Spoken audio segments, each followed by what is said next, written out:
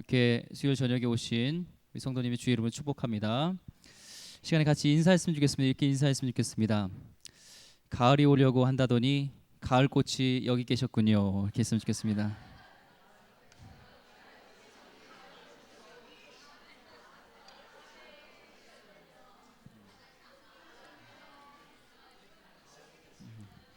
아유, 꽃이라고 하니까 그냥 얼굴이 정말 꽃이 피시네요. 오늘 특별히 또 이 시간에 또 일본 우리 교단 선교사님이신데요, 홍미영 선교사님, 한국 우리 교단 선교 관련 세미나로 강사로 오셨다가 우리 교회에 참석하셨습니다. 잠깐 일어나시면 우리 박수로서 격려하겠습니다.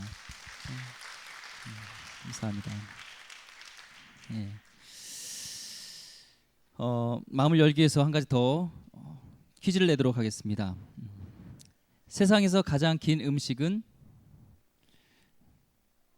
참기름. 예, 좋아하시네요. 하나 더 할까요? 예, 총을 대충 쏘면은 설렁탕. 예, 했습니다. 오늘 낙심에 대한 부분인데요. 엘리야 하나님의 선지자였고 하나님의 놀라운 일을 했던 선지자였는데 지금은 이제 낙심되어져서 사명을 잃어버리고 멈춰져 있는 그런 모습을 보게 됩니다. 우리도 똑같이 엘리야와 같이, 엘리야는 우리와 똑같은 성정이 같다고 했죠. 우리가 똑같이 육체가 있고 우리가 똑같은 사람이기 때문에 우리도 오늘은 하나님의 은혜로 충만하다가 또 하나님 사명을 잃어버리고 낙심하여서 넘어져 있는 우리의 모습을 또한 보게 됩니다. 엘리야는 왜 낙심하였을까? 성경에 보면은 참 피곤했기 때문에 육체적으로 많이 지쳤어요. 갈멜산 전투에서 850대 1과 싸워야 되고, 또 아합왕이 이스라엘 나갈 때 먼저 막 달려가서 24km, 5km 되는 길을 먼저 달려가고, 또 오늘 광야 브엘세바는 남유다, 북이스라엘, 남유다 맨 마지막 도시 거기가 브엘세바예요. 거길 지나가면 이제 광야죠. 그러니까 끝까지 간 거죠. 피곤하고 지친 가운데 있었고, 또한 바알 선지자, 아세라 선지자를 시냇가에서 다 죽이고 나서 이제는 모든 사람들이 여호와 하나님을 섬기게 되고, 아합과 이세벨도 꼬리를 내리고 깨갱 할 줄 알았는데 내가 잘못했습니다. 당신이 섬기는 왕이 하나님이 참 하나님입니다. 이렇게 할 줄 알았는데 오늘 말씀에 보면은 읽진 않았지만 아침에 보면은 이제 내일 이맘때에 반드시 내 생명을 저 사람들 중에 한 사람의 생명과 같게 하리라. 그렇게 하지 아니하면 신들이 내게 벌 위에 벌을 내림이 마땅하리라 한지라. 2절에 보면은 죽이겠다는 거예요. 더 기세가 등등해가지고 더 죽이겠다는, 자기가 기대로 봤을 때는 이제는 하나님께서 뭔가 개입해 줄 알았는데 지쳐있는 모습을 보게 되는 것이죠. 또 한 가지는 엘리야는 갈멜산에서 불을 내리고, 또한 3년 동안 비가 오지 않게도 하고, 또한 사르밧 과부의 기름병을 마르지 않게도 하고, 하나님께서 까마귀를 통해서 아침과 저녁에 먹을 것을 주었던 그 놀라운 기적들을 행했는데, 이제는 그 기적을 행한 하나님보다 위협하고 있는 이세벨, 아합, 여기에 자기 마음이 쏠려 있는 거예요. 하나님을 잃어버리고, 하나님 우리와 함께 하시는데, 하나님이 우리의 힘이 되시는데 그것을 잃어버렸을 때 또한 우리가 낙심케 하게 되는 것을 보게 됩니다. 또한 자기가 기대했던 것들, 자기가 계속 승승장구하고 이제는 또 잘 될 거라도 생각하는데 아합, 이세벨이 그렇지 않은 거예요. 내 기대와 다르게 되었을 때 낙심하게 되는 거죠. 이런 거죠. 기도를 막 해요. 그래서 100일 작정, 1000일 작정 기도하면 기도가 응답될 줄 알았는데 안 되는 거예요. 현실은 똑같은 거예요. 가족을 위해서 막 기도를 했는데 집에 가니까 변화되지 않은 모습, 뭔가 나의 기대와 하나님께 구했던 것과 나의 삶이 다르게 되어질 때 우리는 낙심하게 되는 것을 보게 됩니다. 하나님은 함께 하시는 하나님이고, 하나님은 오히려 잘 나갈 때가 아니라 낙심되어질 때, 넘어졌을 때 우리와 함께 하시고, 결국에는 우리를 추적하여서 그 광야 끝까지 갔던 엘리야를 다시 일으켜 세우시고 다시 소명자의 길로, 사명자의 길로 가게 하시는 하나님인 줄 믿습니다. 오늘도 혹시 낙심되어지고 낭망되어지고 정말 하나님의 비전을 잃어버리고 사명을 잃어버린 우리 성도님이 있다면 다시 한번 주님의 말씀으로 새 힘을 얻으시고 다시 사명자의 그 길로 가시기를 주의 이름으로 축원드립니다. 하나님께서 내렸던 처방전이 있습니다. 오늘 7절과 5절과 7절에 보면은 천사가 나타났다고 합니다.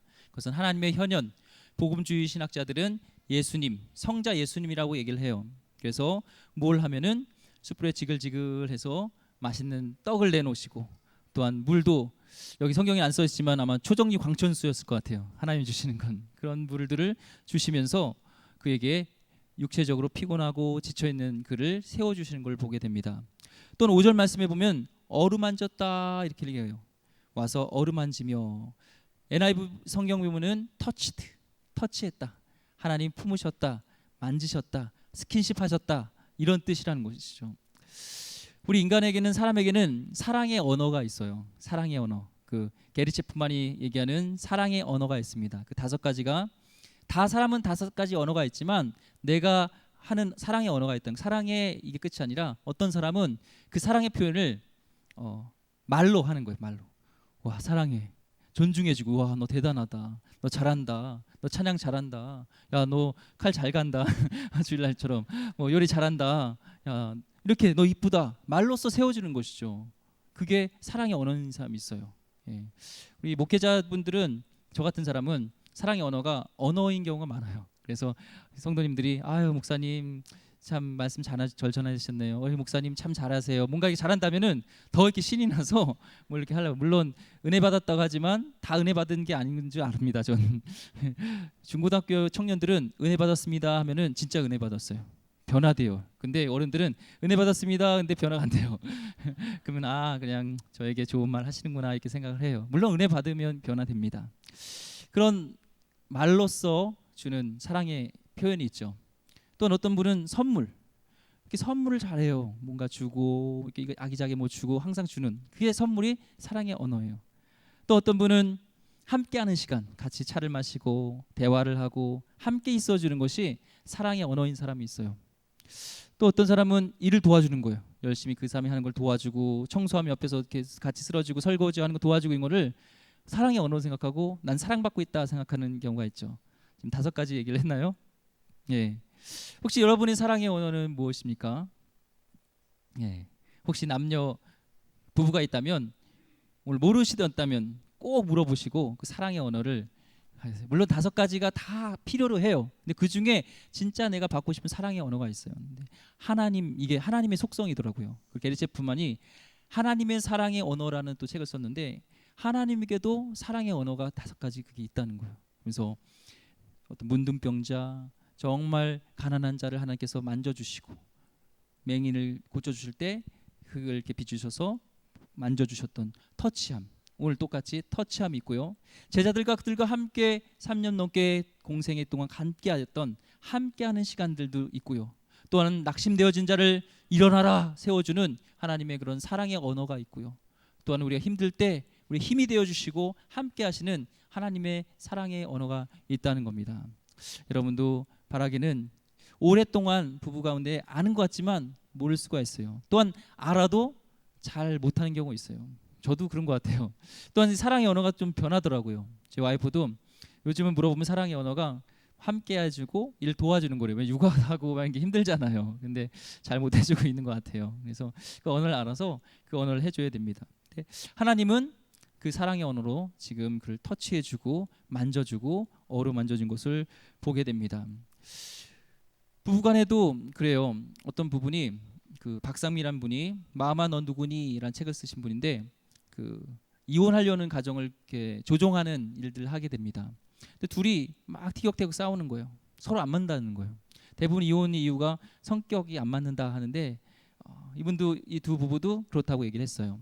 근데 제가 이렇게 들어보니까 공감력이 없는 거예요. 서로 진정한 대화를 안 해본 거예요. 사랑의 언어가 달랐다는 거예요. 한 분은 오랫동안 출장을 간대요. 근데 출장 갔던 남자가 오면서 이렇게 명품백을 사온대요. 명품백을 그러면서 던지면서, 야, 이거 비행기에서 주웠다 이렇게 하는데요. 그러니까 이런 남자가 어디 있어요? 너무 싫어요. 이제 그런 거예요. 근데 또 이 남자는, 나에게 이 부인은 뭔가 맨날 구박하는 말, 지적하는 말 하지 사랑의 말을 잘 안 한다는 거예요. 삶의 배경을 보니까 이 남자가 왜 그 명품백을 이렇게 사오는 게 사랑의 언어였냐면 어렸을 때 부모님이 돌아가셨어요. 그리고 큰 집에다가 자기 맡겨졌는데 이 큰 어머니가 차별한 거예요. 그 진짜 자녀들에게는 좋은 거, 예를 들면 나이키 이런 거 사주고 자기한테는 짝퉁, 나이스 이런 거 사준 거예요. 이게 한이 돼서 내 자식은, 내 아내는 내가 제일 좋은 거 사줘야지. 그래서 그 사랑의 언어가 좋은 거 사주는 명품백이었는데 이걸 던져주고 그냥 사주는 걸로 사랑의 언어 끝인 거예요. 근데 이 부인은 사랑의 언어가 그게 아니었어요. 배경이 자기 할머니 이제 어머니가 계신데 아버지가 일제에 이제 그 시대 때 징용 끌려가서 죽은 거예요. 근데 독자인 거예요. 그래 이제 이 어머니가 자기를 낳고 혼자 키워야 되니까 아비 없다는 자식 그런 소리 들으면 안 된다고 엄격하게 사랑하는데 그런 사랑의 언어를 쓰지 않은 거예요. 그러니까 이 부인은 그런 사랑의 언어를 듣고 싶은데 그런 걸 안 해주고 함께 있어주지도 않고 오랫동안 출장 갔다가 그냥 명품백 하나 던져주고 주웠다 누가 주더라 막 이렇게 하니까 그러니까 결국에는 왜 그 얘기를 진작 얘기해 한 번도 몇십 년 동안 그 언어를 얘기하지 않았다는 거예요. 그래서 오늘 먼저 우리 가운데 하나님의 터치함이 있기를 원합니다. 하나님은 오늘 이 시간에 여러분을 터치하시고 하나님의 그 사랑의 언어로 여러분이 혹시 가정에서 받지 못했던 사랑들 하나님은 사랑하시고 십자가에서 죽기까지 우리 사랑하신 그분이 여러분의 언어로 오늘도 말씀하고 계십니다. 여러분도 또한 가장 가까운 사람에게 낙심되어 있다면 오늘도 지쳐 있다면 그 사랑의 언어로 보듬어 주기를 소망합니다. 하나님 또한 7절에 나타나서 다시 그에게 일어나 먹으라 하고 엘리야에게 떡과 물을 줍니다. 우리에게 육신의 것을 채워주시는 하나님인데 이것은 그냥 피로만 채워주시는 하나님을 볼 게 아니라 바로 하나님은 우리를 정말 잘 알고 있고 우리의 필요를 누구보다 잘 알고 있으며 우리를 보살피고 함께 하신다는 거예요. 성경에 보면은 우리의 머리카락까지 세신 바 되신 하나님이라고 합니다. 우리 머리카락이 평균 몇 개인지 아세요? 10만 개래요. 그리고 적은 사람은 6만 개에서 많게는 12만 개 이 정도 된다고 그래요. 평균 한 10만 개. 10만 개 셀 수 없죠. 근데 하나님은 우리 머리카락까지 다 세시는 섬세하신 우리를 보듬어 주시는 하나님이라는 것을 보게 됩니다. 낙심된 엘리야에게 하나님이 그에게 그의 필요를 채워주시고 하였던 것처럼 때론 피곤하고 육체적으로 연약할 때 하나님은 우리의 연약함들을 채워주시는 하나님이라는 것이죠. 또한 우리가 직장 생활이나 삶 가운데 너무 지칠 때 우리는 왠지 짜증도 나고 집안일도 하기 싫고 공부도 하기 싫고 이렇게 막 되는 경우가 있어요. 그래서 나의 삶 가운데 혹시 육체적으로 피곤한 게 있진 않나 한번 돌아보길 바라고요. 또한 하나님이 함께 하셨던 그 일들을 다시 한번 기억해야 돼요. 엘리야는 하나님이 그렇게 함께 하셔서 놀라운 일들을 행했는데 지금 엘리야는 그것을 잃어버리고 놓쳐버리고 하나님이 아닌 상황 속에서 묻혀 있는 것을 보게 됩니다. 하나님을 바라보길 원합니다. 하나님보다 더 앞서서 막 가다 보면은 지치게 되고 연약하게 된다는 거예요. 일도 마찬가지죠. 교회에서도 하나님보다 때로는 일이 앞설 수가 있어요. 네, 일보다 하나님이 먼저 앞서야 됩니다. 예배가 앞서야 됩니다. 일도 중요하지만 예배자로서 먼저 서야 된다는 거예요. 봉사도 중요하지만 설교자인 제가 제일 큰 문제인 것 같아요. 이렇게 설교를 준비해야 되고 하다 보니까 예배자로서 그 예배에 몰입해야 되는데 설교를 묵상하다 보면은 설교만 생각할 때가 있어요. 그리고 저도 이제 부교육자 시절 때 보면은 이제 담임 목사님이 이렇게 카톡을 통해서 뭐 이렇게 지시를 내리잖아요. 에어컨이 더 켜라, 뭐 방송이 좀 뭐 해라, 소리 좀 높여라, 막 이런 것들 하니까 이 카톡에 제가 이렇게 뭐랄까 몰두돼 있고 거기에 집중돼 있더라고요. 그래서 저도 모르게 오후 예배 때 주일날 뒤에 앉아 있으면서 이 카톡을 이렇게 봤는데 가까이 있는 사람이 저희 집에 가까이 있는 사람이 그거 하지 마시라고 하는데 뜨끔하더라고요. 그렇지. 그래서 그 시간은 꺼버려야겠다 해서 예배 때는 될 수 있으면은 꺼버려야겠다 이렇게 생각을 하게 됐습니다. 먼저 일도 중요하지만 예배자로서 하나님께 나가길 바랍니다.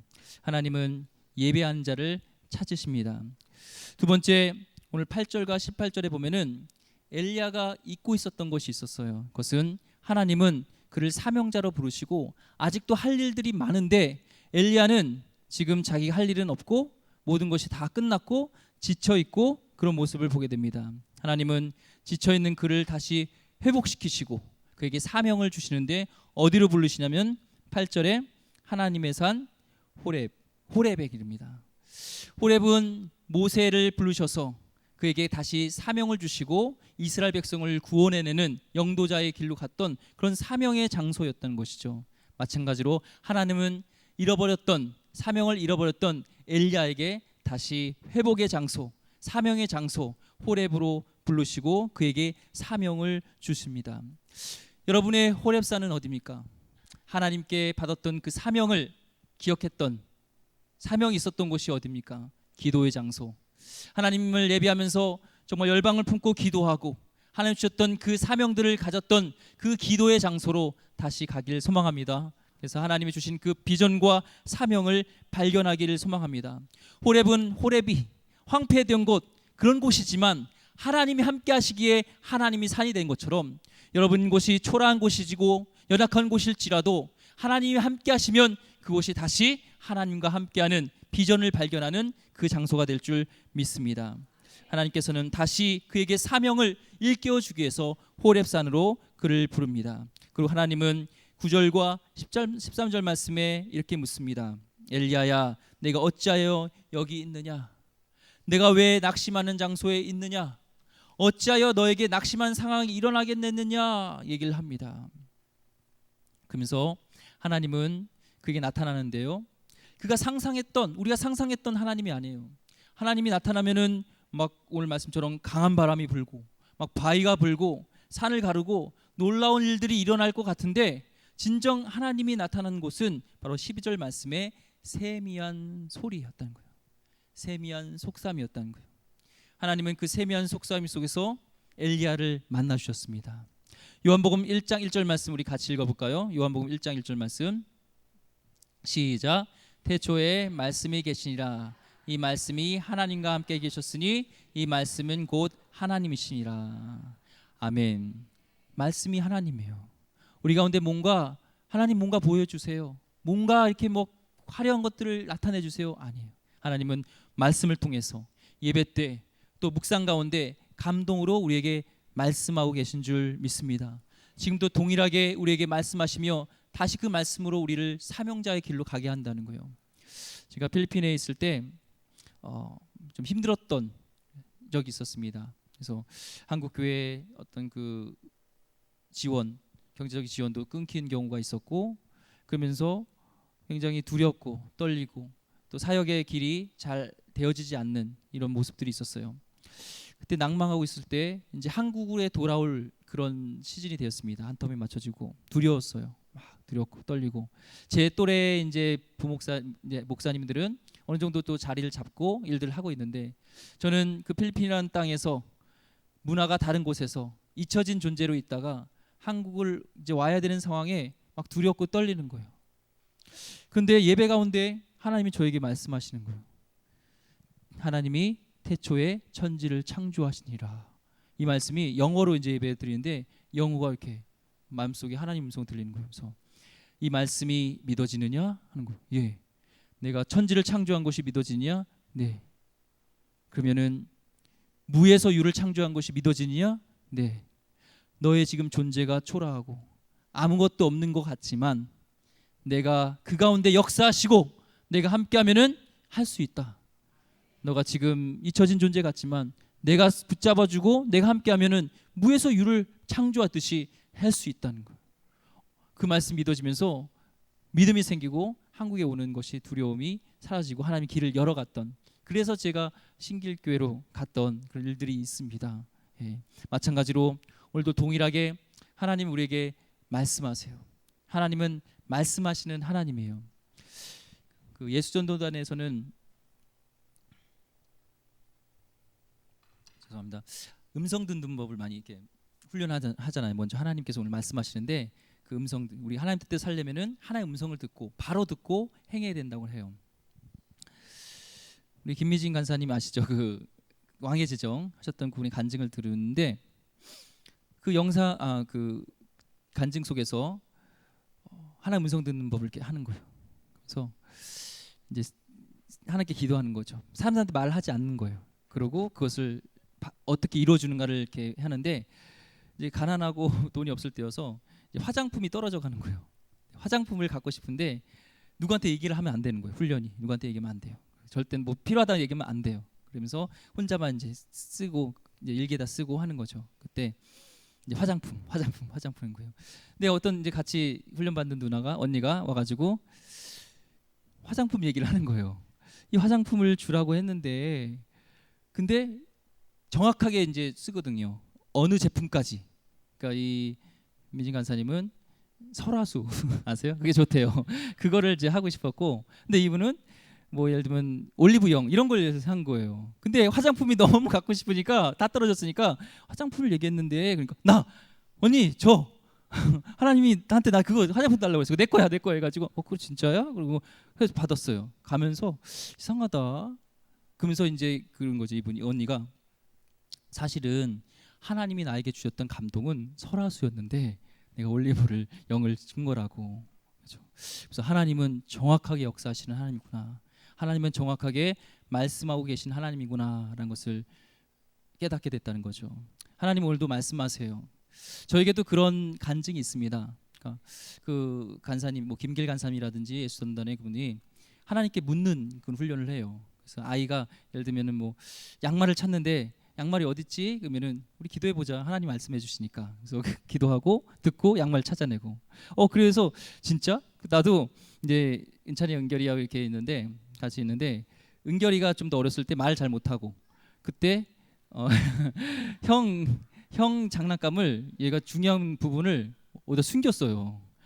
근데 아무리 사람을 찾아와도 못 찾겠는 거예요. 막 못 찾겠어요. 그래서 어떡하나. 그래서 기도하자 말씀대로 기도해서 하나님 알려주세요. 그래서 기도했어요. 근데 내가 감동이 찬장 있잖아요. 거기 어디 그 컵 안을 이렇게 감동이 있는 거예요. 그래서 진짜 거기다 찬장에다 놓을 이유가 없잖아요. 그래서 찬장 열고 컵 가운데를 보니까 그게 컵인지 냄비였는지 진짜로 거기에 있었어요. 그게 한 번이 아니라 여러 번이라니까요. 하나님은 오늘도 말씀하고 계십니다. 엘리야에게 말씀하셨던 하나님이 여러분이 하나님이고 나의 하나님이고 오늘도 하나님은 살아 역사하셔서 말씀하고 계십니다. 여러분 오늘 주님이 말씀하시면 돼요. 여러분 삶의 문제, 낭망되는 거, 낙심되는 거 주님이 말씀하셔서 이것이 나에게 쉐마, 나에게 말씀하시는 말씀을 오늘 들려지면은 우리는 다시 일어났을 수 있습니다.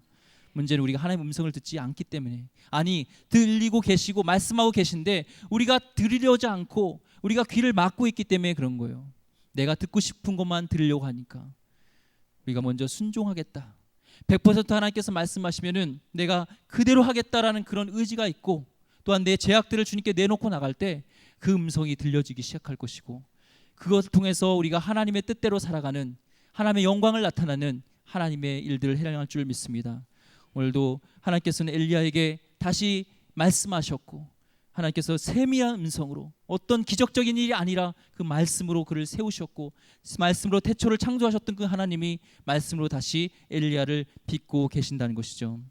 오늘 15절 이하에 보면 이제는 그에게 사명을 줍니다. 사명이 뭐냐면 다메섹에 가서 하사엘에게 기름을 부어 아람의 왕이 되게 하고 또한 이스라엘 왕을 세우고 하나님의 사명을 감당하게 하고 엘리사를 동역자를 후계자를 세우는 위대한 일들을 주님께서는 다시 그를 세우시고 말씀하시고 사명을 준다는 것입니다. 하나님은 여러분을 파송하고 직장으로 보냈을 때 하나님은 여러분에게 대한 사명을 주셨어요. 가정에 대한 사명을 주셨어요. 또한 이 기름교회 여러분을 세우시고 하나님은 여러분에게 사명을 주셨습니다. 여러분을 구원하시고 우리에게 사명을 주셨습니다. 그래서 그 사명을 혹시 잃어버리진 않았습니까? 왜 하나님이 나를 그곳에 보냈는지 그것을 잃어버리진 않았습니까? 처음 내가 그 직장을 출근하면서 하나님께 어떻게 하겠노라 내가 약속했던 그 사명의 말씀을 혹시 잃어버리진 않았습니까? 내가 택했던 그 학교에 가면서 내가 가졌던 하나님 주셨던 그 비전을 혹시 사명을 잃어버리진 않았습니까? 내가 처음 집사 직분을 받으면서, 처음 내가 권사 직분을 받으면서, 내가 목사 또한 장로 또한 여러 가지 직분을 받으면서 내가 하나님께서 주셨던 그 사명을 혹시 잃어버린 것이 있다면 오늘 이 가운데 하나님께서 주시는 그 사명으로 다시 일어나길 소망합니다. 하나님은 마태복음 28장 말씀에 우리에게 모든 족속으로 제자를 삼으라고 말씀하고 있어요. 우리 기름교회도 하나님이 그 주신 그 대사명을 이루는데 최선을 다하길 소망합니다. 가까이 있는 우리 또한 열방을 향하여서 제자를 삼는 이 일에 우리가 나가야 줄 믿습니다. 하나님 마지막으로 엘리야에게 한 가지 더 귀한 것을 베풀었는데 그것은 18절 말씀에 그러나 내가 이스라엘 가운데 7,000명을 남기리니, 같이 읽어볼까요? 시작. 그러나 내가 이스라엘 가운데 7,000명을 남기리니 다 바알에게 물을 꿇지 아니하고 다 바알에게 입맞추지 아니한지라. 아멘. 7,000명은 7,000이라는 것은 그러니까 7은 완전수잖아요. 그 1,000도 성경이 완전수예요. 그 요한계시록 보면은 그 구원받은 자 백성 14만 4천이 나오는데 이 신천지라는 사람들은 막 이상하게 자기네라고 얘기를 하잖아요. 그게 어떻게 되면 14만 4천이 구약의 12지파를 상징하면 12, 그다음에 신약의 12제자, 구원받은 백성의 그 수가 12 곱하기 12 하면은 144인가요? 맞나요? 144. 12 곱하기 12. 예? 144 맞죠? 예. 거기다가 완전한 수 1000을 곱하면 뭐예요? 거기서 14만 4천이 나오는 거예요. 그러니까 그 성경에 나오는 14만 4천은 완전한 구원받은 사람, 하나님께서 구원하시는 완전한 하나님의 구원의 백성을 얘기하는 것입니다. 마찬가지로 하나님께서 오늘 7,000명을 남겨놨다는 것은, 바알에게 꿇지 않은 것은 완전히 구원받은, 또한 하나님께서 선택하신 하나님의 사람이 있다는 거예요. 엘리야가 낙심한 가운데 있던 것이 하나가 뭐냐면은 나만 혼자 나와서 하나님의 일을 감당하고 있다고 하는 것이죠. 10절과 14절에 보면은 두 번이나 나만 홀로 남아서 이렇게 싸우고 있다. 두 번이나 나만 홀로 남았습니다 얘기를 합니다. 여러분은 혼자가 아닙니다. 옆분에게 우리 이렇게 말했으면 좋겠습니다. 당신은 혼자가 아닙니다. 중보하시는 우리 하나님이 예수님이 계시고, 어떤 상황에도 우리 함께 하셨던 그 하나님이 함께 하신다는 거예요. 또한 우리 동역자가 있다는 것입니다. 중보자가 있다는 것입니다. 여러분, 혹시 낭망하고 낙심한 그런 성도가 있습니까? 다시 일어나시길 소망합니다. 다시 사명자의 길을 가길 소망합니다. 내가 낙심되어졌을 때, 사명을 잃어버렸을 때 작은 일에도 속상해하고 작은 일에도 내가 울게 막 치미는 것을 보게 되는 거예요. 그때 내가 가야 할 길이 있지, 하나님의 사명을 감당해야 될 그 길이 있지 하면서 다시 그 사명을 되찾을 때 사람들이 날 뭐라고 하든 나에게 어떤 말을 하든 그것이 더 이상 나에게 마음을 흔들지 않더라고요. 그럼 내가 작은 말에 화나고 작은 일에 내가 낙심하고, 이것은 나의 사명을 잃어버렸기 때문에 라는 것을 보게 됩니다. 여러분, 다시 일어서길 소망하고, 하나님은 여러분을 다시 일어나길 소망하고 다시 사명자의 길을 가기를 소망합니다. 그 길에서는 여러분 되기를 주의 이름으로 축원드립니다. 기도하겠습니다. 시간에 우리 같이 기도하며 나갔으면 좋겠습니다. 하나님, 제가 낙심해 있습니다. 하나님,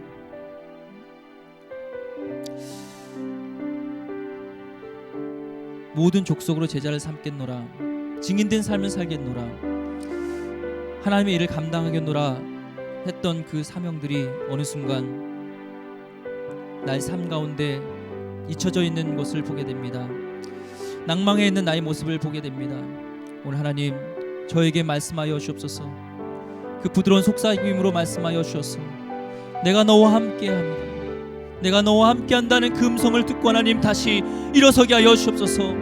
잃어버렸던 비전, 하나님 주셨던 꿈을 하나님 다시 일어서길 원합니다. 그 사명 갖고 일어나길 원합니다. 하나님, 평범한 죽음을 두려워하길 원합니다. 이 시간에 우리 이렇게 부르짖으며 나가길 원합니다. 우리 주여 세 번 외치고 같이 기도하겠습니다. 주여, 주여, 주여